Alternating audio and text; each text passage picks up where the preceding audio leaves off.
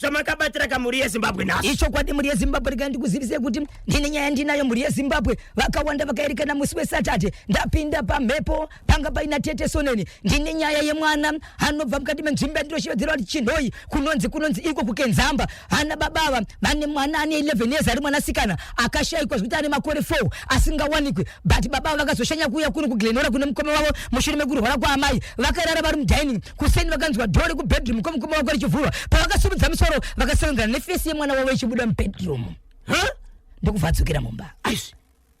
Hold on.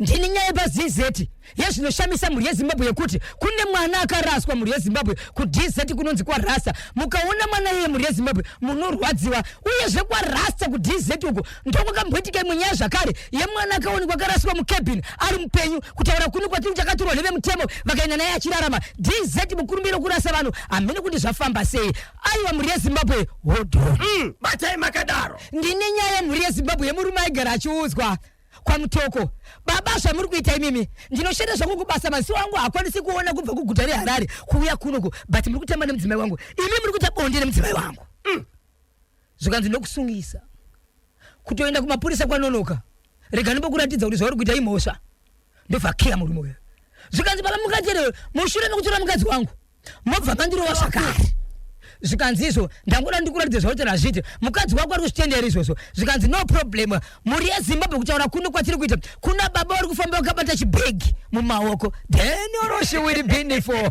hold on batai makadaro saka iko zvinozvo muri yeZimbabwe regai ndingosimudzira mukoma KB ndisati ndaenderera kumberi nedzimwe ndichadzitaura dzinenge dzine kabhegi pasati nyaya ndikabhegi kuti tikwanise kukavhira ndirika paka Kenzamba Glenora Harare. Kenzamba Glenora Harare. Chiri kuti tani? Icho kwadi muri yeZimbabwe rikandi kuzivise kuti nyaya yaketika ndiye kuti kutaura kuno kwandiri kuita kune mwana akashayika mugore randinoshevedzera kuti 20 ane 4 years ashayikwa mwana uyu achibva kuchikoro munzvimbo yeKenzamba ashayikwa kudaro baba vakaenda kudzinhefenyuro vakatumira zviziviso vakaenda kuzvikoro vakataura zvakapfeka mwana vakaenda kumapurisa kuzvivhitivhiti kunewspaper vachida kusema kuti mwana wanga wanikwa hatizivi kunofamba vanhu kuri kwenenge vari ikoko kuti mukaona mwana akadai so mwana sikana wangu dzimwe dzenguva pamwe ataka kurwara nenjere ari ikoko haachakwanisi kudzoka pano mukaona mwana akapfeka zvakati mukaona mwana akamira zvakati ane urefu nehutema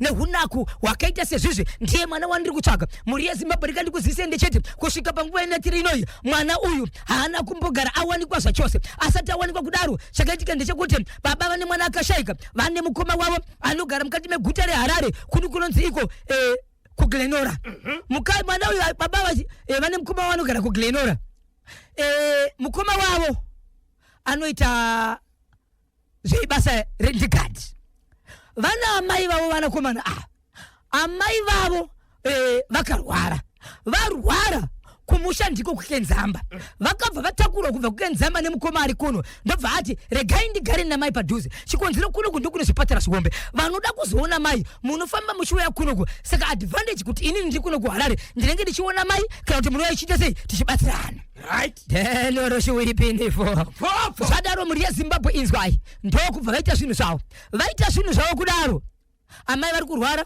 ndokubva vapiwa bhedhi murume uyu paakauya kunoko vakaenda vese kuchipatara vachibva vaenda kunoona mai vachidzoka kuchipatara havana kuenda kumba vakabva vaenda kunofambira nzvimbo 3 n'anga imwe chete nemaprofita 3 vachichinjanisa nzvimbo dzekuti vanzi kuti chiri kumbonesa mai ndechipi vari kuchipatara uyezve vachibvunzira vachidzoka kumba vakadzoka usiku mukoma uyu angasingendi kubasa mangwana aya vachibva vawira zvakadzoka usiku tichazoenda visiting hour yemasikati right saka ngatimbozororai amai vepamba apa vanoita zvemusika zvekutengesa varume vanoshandisa dzimba 2 dining nebedroom nedining madhoo anopindirana dhoo kubva panze muchipinda mudining muchibuda mudining muchipinda mubedroom saka unobva mubedroom woti dining wobva waenda panze mukoma muning'ina akabvarariswa mudining mukoma nemukadzi wake vachivharira pai mubedroom hapana vana idzwa baba pati tikutukane saka ndiite seko zvadaro muri yeZimbabwe amai nini mai guru vakamuka vakaenda kumbari kunohodha kumapasti 7 murume akarara mudining akatonzwa kuti dhoo ramukoma ravhurwa obviously ndiye gari mumba mukoma wangu amuka saka regeti sei timutsanika regati mutsana pari kusimudza musoro nokuti mukoma ningina uyu anga asina kurara hope anga achiri akarara pamablanketi zvekuzvambarara akatobata foni yake achiona zviri pai zviri pafoni but asina kurara hope paakatwa dhoo richivhurwa akangoti ndichasumudza musoro ndichisanganidzana chiso nemukoma wangu tobva tamutsana mai guru vaenda kupi kumbari paakasumudza musoro dhuma nemwanasikana wake mwanasikana vatosana vati Evelyn Rhoda Janet mwana uyu ndobva angoti mukati ndobva avhara dhoo baba vakamuka nguva iyo vakati mukoma kumwana ari mumba imomo wani zvikanzi mwana upi vachida senge vari kumuka ndianiko vangu vakatorara ndianiko vhurai dhoo mukoma ari kunodaiso dhoo ari kunodhoo rakatokiwa richangovhurwa rabva rakiwa mukoma inini handidi kureva nhema ndaona mwana wangu zvikanzi asokarara wakadhakwa here iwewe unota sei unoti umu mune chiumu mune mwana wako muno zvikanzi aiwa no zvikanzi kana uchida enda kumapurisa zvikanzi inini kuno kumapurisa kunoko hongu ndakagara kunoko handizipa nekamba zvandoda kuti ndoda kufonera dzimwe hama dzedu hadzisi hama but vanoziva vanobva kumusha kumwe chete vachigara kuchitungwiza ndobva vafonera ndokubva kuchitungwiza zvikanzi vakomana sairei munomo ndoda kuenda kumapurisa so maripoti akasvika achitaura kumapurisa but kumapurisa akati kana ari mukoma wako iwewe pamapenyuzve zvikanzi mwana uyu ndiri mazuva zvikanzi zviri raitire zvauri kutaura izvi zvikanzi rinotora mukoma wacho uye naye nokuti matauriro ari kuita tisingunzwisa kuti zvotaura zvinoitika here vakomana vachibva sei vakagara apa vakagara padhoo kuitira nyaya yekuti mukomana achaite sei asabudiswe aunoti asabudiswe kudaro zvikanzi nemukoma uyu nemuning'ina inini panapa inini handina munhu wangu ndakachibvunza nemapurisa achauya kunoko pandataura nyaya yekuti mwana ndakamushayiwa vari kutora sekuti mwana uyu chinenge chivanhu chiri kuitika vanoti mapurisa vapindi nyaya dzakafanana nedzidzi munofanira kuti muite nyaya idzi kana pane veukama muonoti zvakamira sei ende kupinda kunosecha mumba memunhu panoda ripoti nematsamba anoratidza kuti zvamuri kutaura ndizvo here towana mukana asi zvamuri kutaura zvinenge zvine chivanhu mukati isu hatiite sei hatiite ndovakati ndine murume uyu ndakubhadhara varume vanosara vakagara pano dhoo iri risavhurwa iri yes varume ndokusara ndini ndakaenda nemurume uyu kunonzi kukenzamba akadira mafuta achida kunitora hama dzake ndokunouya naamai vemwana neumwe mukoma neumwe muzukuru vachibva vauya nezuro mukadzi wepambapa akati kuvanhu varipo inini pandabva kunohodha ndaona pane nyaya iyi asi nyaya iyi maonero angu handipupuri zvandakaona handipupuri zvandisina kuona ndichagara ndiri mai veve panopamba mumba umu ndichaita kuti mupinde mwana wangu munhu wandinodana kana panext mwana anopinda achinditorera zvandoda pavakatsvaga vanoyo panext door vana vairamba vachinzi zvataurwa apa ndokubva fondera mwana wanzvadzi yavo ndiye akauya vakanga vanaye pamba vachiti vakada chinhu mumba vanoti tarisa pakati nditorere ava varume vakagara pai vakagara mudining so zvadaro enzai mhuri yezimbabwe nezuro tatsoka manheru vanhu vavakauya navo vaivaya vairatidza kuti muridzi wemumba umu ane noise yaari kuda zvikanzi tikadzorerana maoko panapa inenge iri noise zvatiri kuda hazvizoiti so mashoko angu akutaura navo ndikati chandiri kuda inini kutora nyaya handisi kuda dzekuzonzi pamakarwizana ndiri ndaivepo tiri kuda nyaya kana maakuda kuita zvenoise ini ndakubva panapa ozondiudza iri nyaya so ini ndichibva ndabva vachibva vasara paipai zvikanzi izvo nemukoma une chokwadi here kuti wakaona mwana wakombo pavakabvunzwa nemwe mupurisa akasvika ipapo anga asimo muuniform baba vakataura nyaya yekuti chandinoziva ndechekuti mukoma wangu uyu akamborwara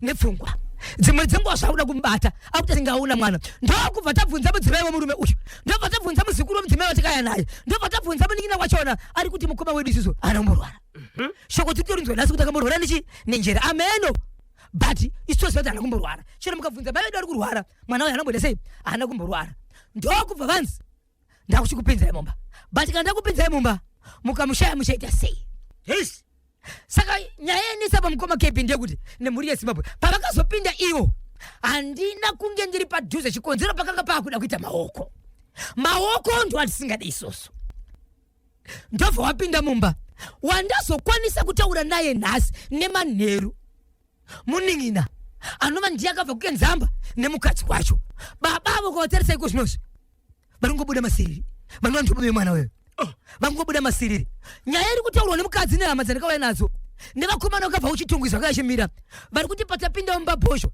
tiri kuona chimbuzi ende chimbuzi ichi makuru achakaita kuti tichinde chemunhu hatikwanisi kana uchidawo kupinda pinda regai ndipupure Zimbabwe zvanhasi ndaramba hamuna munhu akawanikwa mumba hamuna munhu akawanikwa makawanikwa chimbuzi chiri pai chimbuzi kwanzi uchitongopinda mumba ukaisa gumbo 1 rechi2 unenge kutotsika pane chimbuzi asi mukuriro wacho vari kuti kana nzou inosara pasi kuita senge changa chiri mubhaketi chaita zvokudirwa but vanoziva vanoti senge nini ndikadipe mufamamanenze wangu ndikaenda takurira kumusha isu tanga tisangaende kuzvimbuzi taitoenda seri kwegwenzi musango shepi yacho yekuratidza kuti chabva pamunhu chinotooneka chichabva pamunhu ichichadirwa ichi ivo vari kuti kana ukachitarisa chinotaridza kuti chakatoitwa neakachiita kana iri mombe chatobva mumombe hachina kukuturwa mani kubva pai nokuti chakuturwa kubva mubhaketi kana mechimwe chinhu chinoira chifamba nemasaidhi ichi chinofamba chienda pamusoro kunosvika pane kamusoro kaikaya kekupesirika keke kuti dwi vachibvunzwa pamba apa pavanogara vanhu ava pamba pavo but akaisa marocha right iye ndobva ashandisa chete bedroom nedining vachibvunzwa kuti chimbuzi ndechani vakati kudini baba hanzi izvo zvamunei nazvo izvi turai zvamuri kuona munhu chimbuzi ichi chava nenguva chaitwa here kana kuti kwai chitori fresh but paufreshi hwacho hapana kana nhunzi iri kumhara chinguri chimbuzi zvachiri baba vemwana vanovaba mudiki ndizvo pavakapinda vakutanga kubuda masiriri zvavanga vasingaiti vakatanga kuzvita mushure mekupinda murumu imomo ari kutotaura pamukadzi nevamwe saka iko zvinozukuru uyoyo ndiye ati sezvo baba vakambosvika kumapurisa vachiripota vachiti ndo zviriko vakanzi zvakadaro zvinogona kuitika here iko zvinozvi vati vakudzokera neripoti kumapurisa kuti nyaya yakambouya iya ichinzi yakamira kudai so zvatazoona ndezvizvi hatizivi kuti kana taonawo izvozvo futi mapurisa anogona kuuya here kuti aone zvinhu izvi ndiani aunza nyaya kuchimuti ndange ndiripo kaini ndine nyaya kutangisirwa nenyaya ende pandairipota yekuti ndo zviripo vanhu vakaungana ndairipota pana titesonani ndiri paground nguva yakanzi izvo aramba vakumbomira zvimapurisa ndo patakazoita sei patakabva ende imba yakari yakachengetwa ende vari kupopora kuti hapana imba paikambosiyiwa dhori riri rega vanga vakaichengeta but mwana mumba hamuchisina baba Isabel ni kana kuti baba vemwana vanofunga kuti vakaona chiso chemwana here kana kuti vari kupopora kuti ndakanyatsoona mwana wangu zvare dai ndisingaone mwana tisina mashura nezvatakuona mumba izvi zvii zvatakuona mumba izvi zvakafanana nepupu zvii Zimbabwe muri kuti kudini kone nyaya yatsudzura na baba Isabel handeika pa National FM WhatsApp channel muchidaka kujoina ingotumira izwiro kuti link pa 0712393852 0712393852 kana 0713938538 0713938538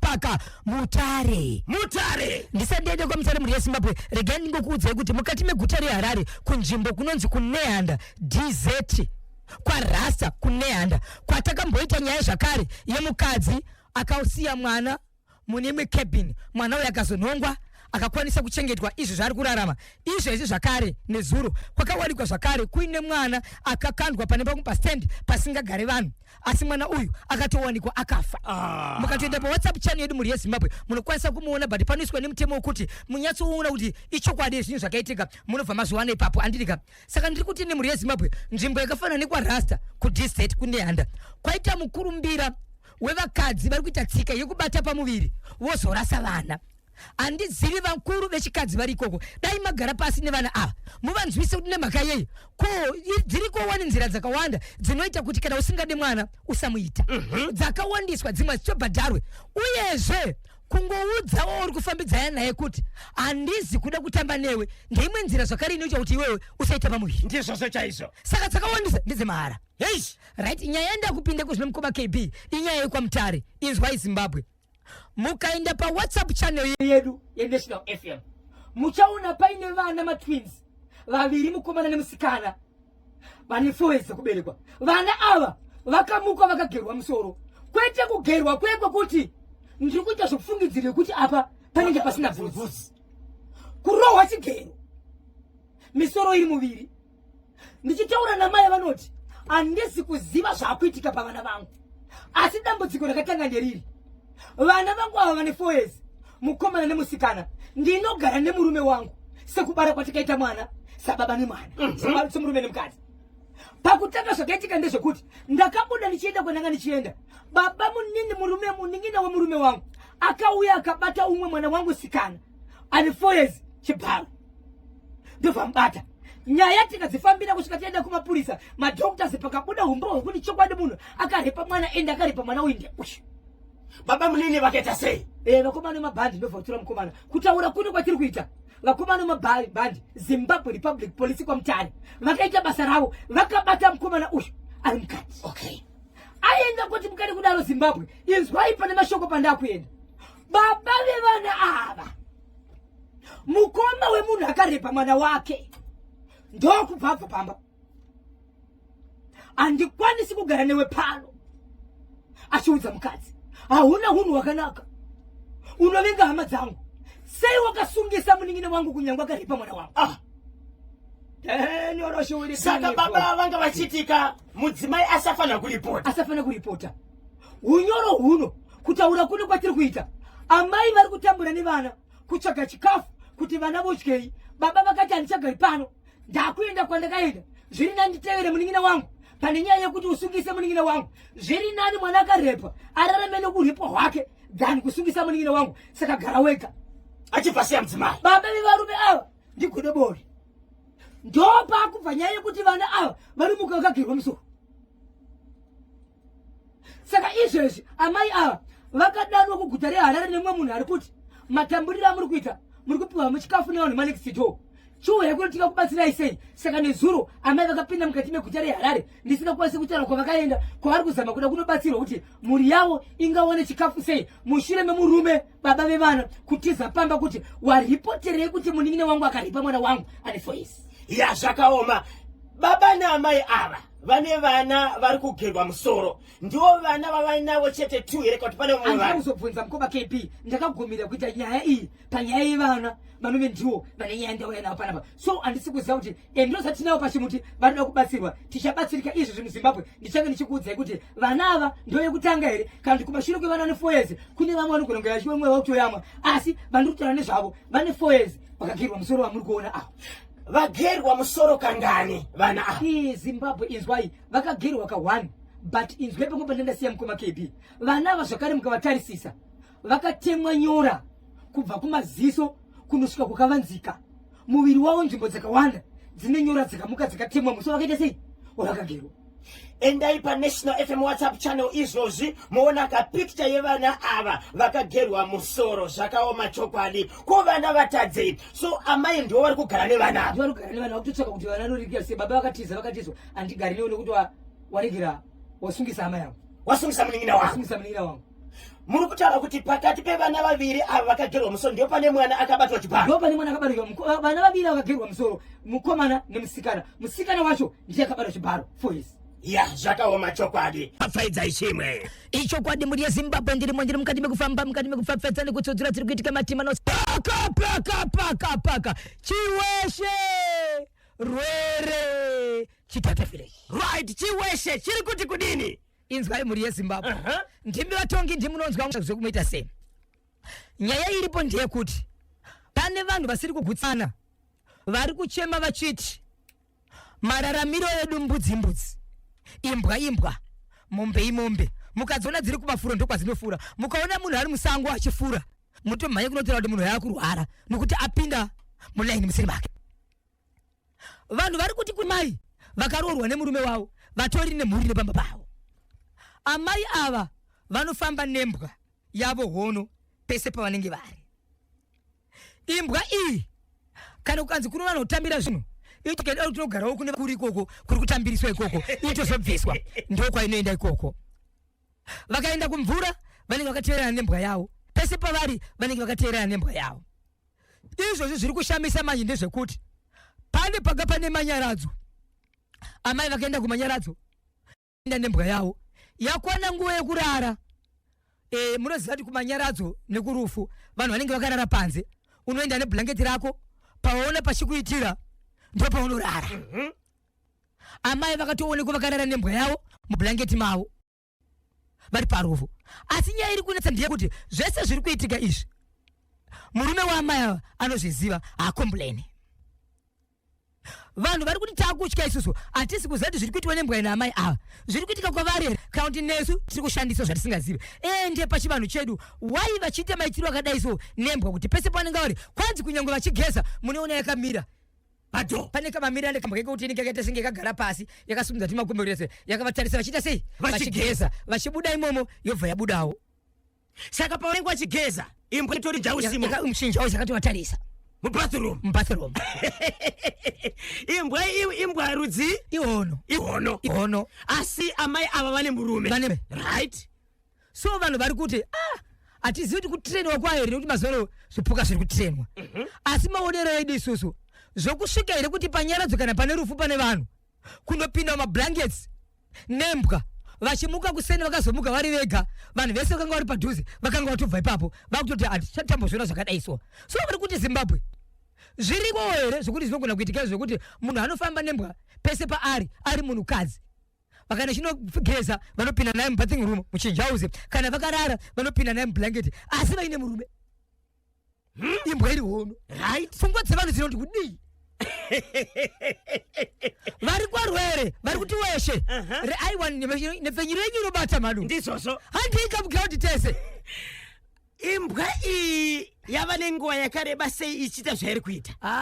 Kwanzi mwedzi uno ndo pairi serious. Mwedzi uno iri serious, yakagara ichizvita apo neapo, but pazovhunduka vanhu kuenda panyaradzo kunopinda nayo mumablankets panyaradzo. Imbwa 1 yavanochengeta pano vane dzimwe 2 but 1 iyoyo hono yacho dzimwe hadzi. Okay. Hono ndofamba nayo vawanda kudarika vanhu vari kuita misha. Tainde panyaya iyoyo tiri kuona kuti isusu pamusoro paizvozvo vanhu vakawanda vari kutoramba vachibuda mudzimba. Vabuda mudzimba havasi kudzokeramo. Kumatare edzimhosva michato iri kutodamburwa, vanhu vachiramba vachirarama vari vega. Varume vave nemadzimai vave vashoma kudarika madzimai asiri pavarume, ende zvakadaro misha yacho iri kutoenderera mberi ichida sei ichidambuka. Kudhara kwaiti kana vanhu vakarambana kanogara pasi ikatongwa musha hauite 1 week kana 2 mwedzi vanenge vatodzokerana, but vadzokera varambana kudaro vari kudzokera mudzimba dzavo vari kutoramba. Ende vakawanda madzimai kangoita mwana 1 anoti no andachani chatsvaka ndikandigare mwana wangu 1. So dambudziko nderei? Varume vari kunetsa here? Vakadzi vasanere kugara nevarume? Varume here vari kushukurudza vakadzi zvokuti vakadzi vangopika kuti kugara ndega ndiri right? Vakadzi vamoti zviri nani ndiite mwana ndochengeta ndega pane kugara nemurume. Umwe ndakasangana naye akataura seizvozvo kuti zviri nani nditsvaga anondipa mwana asi ndogara ndega. Asi dai kwaiviri imwe nzira inoti ndiite mwana ndaingogara ndaiti hangu mwana ndiri ndega ndisinogara nemurume. Madzimai havasi kuda kugara nevarume, havasi kuda kugara nemurume. Ende kuri kuparara misha kuti mudzokedzere vanhu ivavo vadzokerane haasi kuita. Ende ukaenda kumakoti mitato iri kutodamburwa, vasina kuenda kumakoti ukaenda kwasabhuku zuva nezuva misha iri kudambuka. Nhamba yevanhu vari kurambana ishoma pane nhamba yevanhu vari kuroorana. Ishotoda kazuva rakazvimirira rega. Baba Isabel, hachina kumira zvakanaka. Ndiani dambudziko? Tofanaka kutobata iwo madzimai kavari kuti inini zviri nani ndigare ndiri ndega. Wotitaurira kuti chii kukonzera izvozvo. Dambudziko rei? Handiti nokuti munhu akapinda mazviri handiti ari kutaura kuti inini zviri nani kuti ndigare ndega ndiye ane zvikonzero. Ndiye akaona handiti inofanira kutouya yakazvimirira yega Baba Isabel. Chokwadi inofanira kutouya yakazvimirira yega nokuti inogona kutovhara dzese dzamataura nhasi. Nokuti zuva nezuva matemo, kudambuka kwemapepa, kurambana kwevanhu, nhamba iri kuvaka dzimba nenhamba iri kuputsa ishoma. Makakwanisa here kubata chepamufakosi chemurume akacheka mudzimai, mudzimai akacheka murume? Ichokwadi mukoma KB, inyaya yakaitike iyo but ndine mashoko pane muromo wanduruda kuti utaure neni usiriwe manzira nokuda kuti mareva ndinogona kuti usvika kunasi. Regai timbonzwa kamashoko yemurume uya angaenda kuita sei? Iziti nyaya yemunda here? yokaroi yekunetsana kwavanga vari mukati mokuita iya. So namba dzimwe dzinoti 0781 150 770 0781 150 770 kana 0714 204 235 0712 204 235 0781 150 770 ndinovimba ndizo namba zacho. Tinotenda. Regati mbonzwa kuti vadiwa vateereri oketa munango pantedu baba Isabel. Regati mbonzwa kuti ndiani aripo uye arida kutibatsira pane chipi chacho. Hello pa National FM Radio. Mainosa padangwedzi muri sei Mainosa? Ndiri boyini zviri kufamba izvi. Constable Lois Bamus. Right, batsira itinzwe. Darwadzi wangu necheuyo kutora mwana wake kuisa mumba saka tikatoti mwana vakambouraya vakatanga kumushandisa. Aiwa Mainosa, mwana hasati wawanikwa kawe.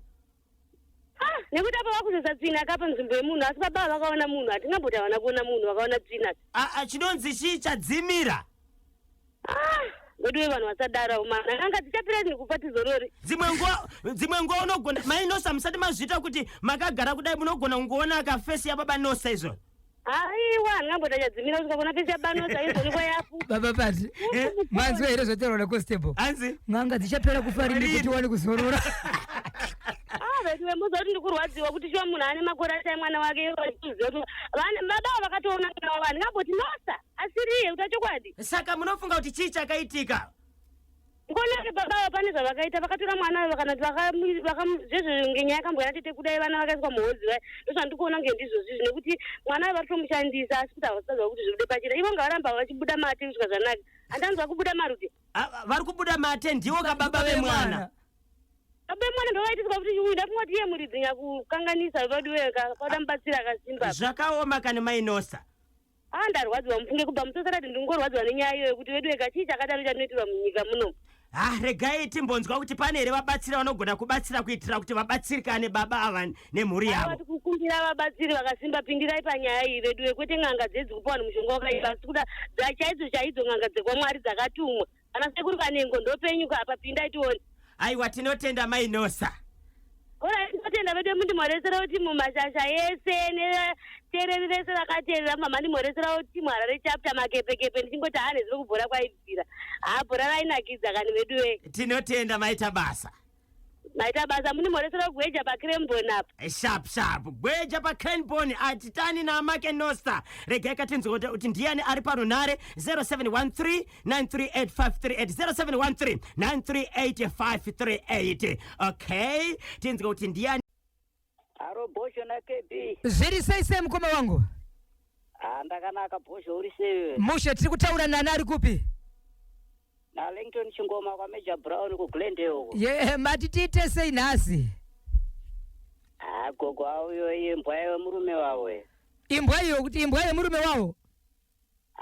Murume wawo hakuna zvakadaro Bosho unopinda ngapinde nembwa magumbe zvichibuda here izvozvo. Hakuna dzimba dzakatirene here ngomongo?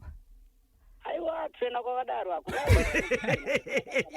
Saka murume wamai ava kana achiona amai ava achitogeza nembwa ichivatarisa even pakugona pakurara imbwa iri padhuze vanoti kudini? Anogona akavharwa nemushonga mutori mushonga babavo vada kutombotsvagirwa ana godobora vatombomutswa vatomboonekwa kuti chii chawakatoshandisirwa kuna amai vavo bhozi apo aparodza kuti ambuya vanenge vane zvavari kutoita nembwa murume wavo. Hakuna zvakadaro. Akanyemba hakuna zvakadaro. Geningoti rongo rosando zvangu. Vaviri chete. Mtarangu Fani Chingoma pa Major Brown na amai Suze na Fani Mafuta na driver muzungu. Ni wagari wese kwa Major Brown toti ndokudai na tezo rangu aramwesho. Ni wese wakatira na gweja na ana gift atapera. Ni wamwese wanoniziwa na ana maicha mwamba fonapo. Tinotenda. Petela kepe. Sharp maita basa mkomo wangu. Right, regai tinzwe kuti ndianiko ari kutora kahampa yake nasi. Tabvunza kakuti pamuviri wemunhu ane nzeve mbiri anditika. So kana music ichirira unogona kakunzwa nenzeve dzese, kana pane speech pane mashoko ari kutaurwa unogona kunzwa nenzeve dzese, asi panzeve idzi pane one inonyatso kunzwisisa. Kana pane munhu arichitaura speech inonyatso kunzwisisa, kana iri music inonyatso kutonzwa kuti ichi besi chakaipa ichi chakaipa ichi. So ndabvunza kuti kana pari iri speech munhu anonyatso kunzwisisa nenzeve ipi? Toda kakunzwa kubva kuna Natasha kuti ndiani aita rombo rakanaka, nokuda kwekuti ka research yakaitwa vana mazvikokota vakabudisa kuti kana iri music munhu anonyatso kunzwa zvakanaka music mabudiro ayo ne left ear, kana iri speech it's right ear. Rega tinzwe kuti pane agona here nai Natasha achazviwanira ka food hamper yake kubva ku National FM Radio. Ndi My Angel kugoromonzi, zita ravo rekuberekwa vanonzi Magna Murewa. My Angel kugoromonzi. Yes, ndi matanga akakuita sei kutumira ka correct answer. Uyai pano pa ZBC Mbare Studios mangwana uyai chiri chitatu nenguva dza 12 o'clock masikati mozotora ka food hamper yenyu munongoya kana chitupa kuitira kuti mukwanisa kupinda papi kukwanisa kupinda pa gate mozotora ka food hamper mongotsvaga kanyemba bonzo mozotora ka food hamper yenyu makorokoto Magna Murewa kana kuti My Angel kugoromonzi. Yes, right ear ndiyo ka inonyatso kunzwa speech, left ear inonyatso kunzwa ka music. Baba Isabel, reka tingotenda kavaterere vedu vanga wakabata chimuti. Right, vachida kukubatai munobatika sei. Icho kwadi muri yeZimbabwe mangwana muchazonzwa chiri kupisa chepamutoko chemurume uya wokunzi uri kutamba nemukadzi wangu iwewe. Iko zvinozvi murume muri yeZimbabwe apinda dambudziko akanzi kurova kwawandita nhasi kubva nhasi zvichienda kumberi hauchafi wakasangana nemunhukadzi angave wangu angave wako kunyange umwe zvake. Nguva yakapinda mbauda kufara nemudzimai wake ndo pakatanga kunzwa kutsva. Izvezvi anomwa mvura 40 liters pazuva dzaanomwa. Imwe yacho anozvidira kusanganisa kwakavanzika nokuti pane kutsva kuri kuitika. Zvakawanda muri yeZimbabwe musatambira kure, mirai padhuze pandepfenyuro mangwana ndirika. Tikuda pikicha yemurume uyu. Amaikani. Tikuda pikicha yemurume uyu. Akabata mvura achimwa madzi kana kuti achitira madzi. Achitira madzi. Yes. Aiwa ichokwadi muri yeZimbabwe zvakagadzika zvakarongeka zvinenge zviri koma vanoda kundibata munobata panhamba yemuri yeZimbabwe 0771 545 025 0771 545 025 0771 545 025. Ndapota musabhipa sa ETV muzimba gumede po